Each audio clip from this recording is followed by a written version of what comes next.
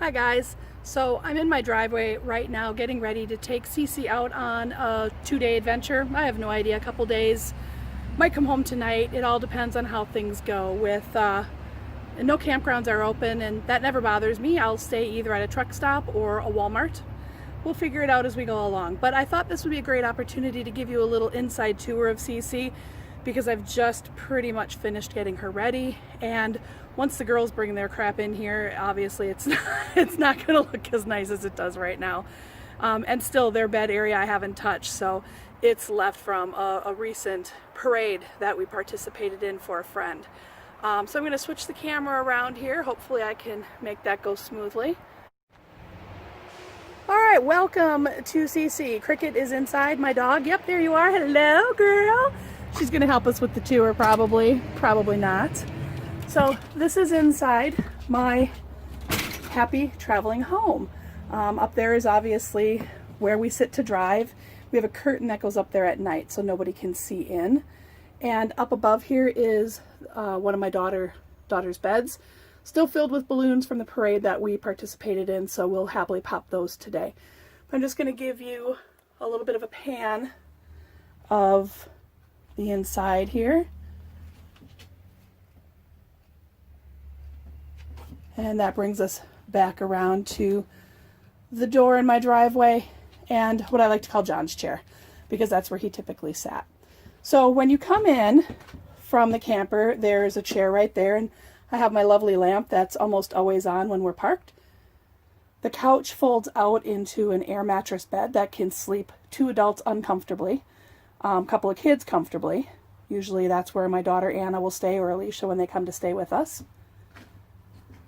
I have storage up above where I keep most of the bedding. I'll open this one because it doesn't have any lights attached to it. Basically, it's all sleeping bags and bedding up there. Alina loves her bed because she has the TV at the other end of it. The TV does not work when I'm driving, which was kind of a disappointment, but an understandable safety feature. The generator has to be on, or I have to be plugged in to shore power for electricity in order to get that to work. It comes with a DVD player, which I have in here. It's hidden underneath this basket right here. And in that basket I have the curtain for the front, some of the DVDs we bring along, manuals, important books. My National Park passport is in there, stuff like that. Up above here, I actually have no idea what this is. I've never used it. It obviously has something to do with the television system. We only ever use the DVD or television, so that's all there is with that. This is my outdoor clothesline, and then some Tupperware for leftover food, things like that. My kitchen, tiny but mighty.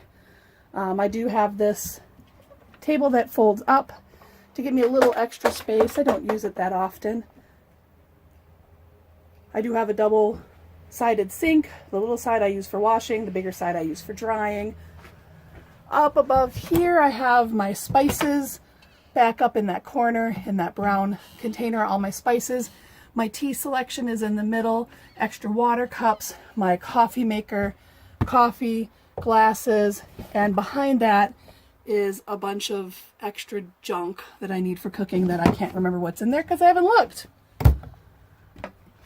We use shopping bags. We reuse them for garbage bags. These are a couple of items from the 83-day trip I took that people gave me. A gift from my daughter. And in here I have the level for when we park to make sure everything is set up decent and I don't hobble around in the dark with my balance. Underneath my sink I have the plates and the pans, cooking pans, and a teapot. Underneath the bottom here is access to my water heater, which as soon as I turn this off, I'm going to be going in there to reverse it so that my water heater can fill. My stove, I purchased this wooden cover to give me extra space so that when I'm not cooking, I can set things on it. We have more options. Otherwise, it's a 3-burner stove. Works fantastic. This thing also keeps your stove from rattling when you're driving down the road, which is a nice feature. I have a microwave, an oven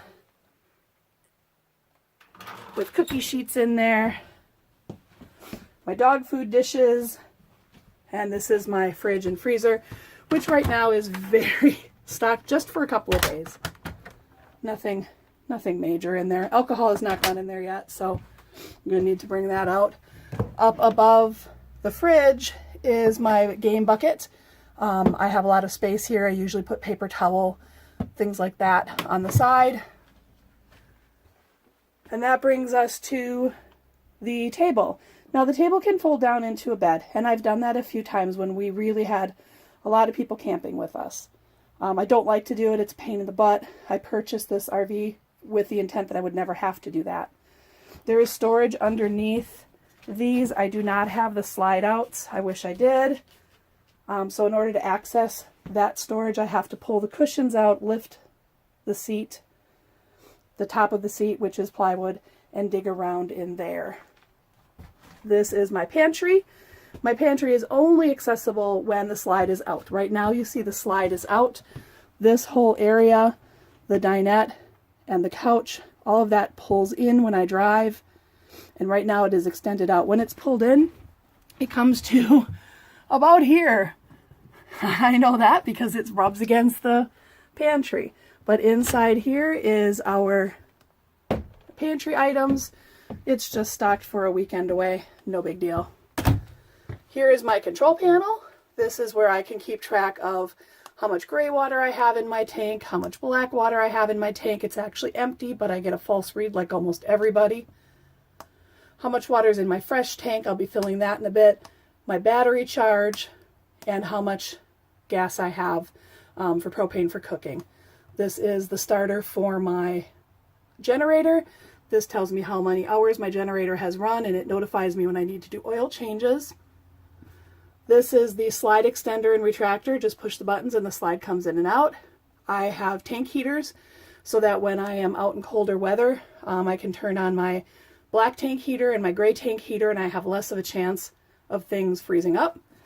The water pump, when we are out and about and we're not hooked up to electricity, which for me is most of the time, we turn that on. I don't know if you can hear it. There's no water in my tank, so I don't want to run it. And then I have a gas-powered water heater, or I can run it off electric. But for some reason, my electric never works. That is my furnace and air conditioning system. Down here, we have another little pantry. Right now, it's empty because I am not stocked for a major trip. So that is the main living and dining room area of the camper, so to speak. So let's head back to the bedroom and bathroom. Here's my bedroom. Normally Katie and I, I'll let that focus, Katie and I share the bed in the back. I love that it's surrounded by windows. I can have them open. The back window does not open, but the two side windows do, and I have a vent up above to let in fresh air, as well as air conditioning if I need that in the summer. In this door is the bathroom. It's very small, as most Class C motorhome bathrooms are. A nice feature is that door clips shut up here so that you can keep this whole back area as a bathroom and change clothes. So we have a porcelain toilet, yay, sink. All of these decorations stay put when I'm driving. The plant and the family sign, I have them tacked down to the table. This we do put in and out of the sink before we travel. The basket also stays put. It's stayed there now for almost a year. And inside the medicine cabinet, I have your classic medicine cabinet type things. I have storage under the sink for toilet paper, cleaning supplies, deodorizers for the tank, the toilet tank, things like that. Over here I have my shower. Oh, I thought there was something wrong with the... Nope, it's fine. As far as Class C showers go, I think it's a pretty big one. I've added some suction cupped soap holders because those, when I put it in there or any other supplies in there, it falls out when I'm driving. Here, that soap has stayed there for many trips and it hasn't moved. I put shampoo in that bucket. It's not there right now because I need to get it out here yet. Good reminder. And we hang our towels on this to dry. I also have little Rubbermaid hooks. Where's the other ones? There's one there. There's one down here. Those are for swimsuits after we've gone swimming, or hand towels, washcloths, things like that. So this closet with the 2 drawers underneath it are for the girls to share. And inside I have these drawers that when they're empty, they like to tip over when I'm driving. Shirts get hung up there. We use the drawers for all kinds of different clothes, sweatshirts, things like that. And each girl gets 1 drawer for their socks and unmentionables. Up above the bed, I have 2 containers, big storage that goes all the way to the back of the RV. In there, I put the clothes that we aren't using for wherever we are. So if we're in warm weather, I will have the cold gear in there. And if we are in a cold place, I will have the swimsuits and things like that in there. This is my closet. It's much smaller than the girls', but I don't need a lot of space. I hang up my shirts. I have bins. And I have 1 drawer down here for my unmentionables. And that pretty much takes care of the bedroom area. So that's my tour of CeeCee, and I hope to get in a trip this summer, going someplace that is safe, and having a lot of fun. What do you think, Cricket? Did I do good? You ready to go? Should we go camping? Go camping? You're not going to react? Seriously? Well, you're in here already, so I guess you're excited. All right, take care, guys. This is the end. Bye-bye.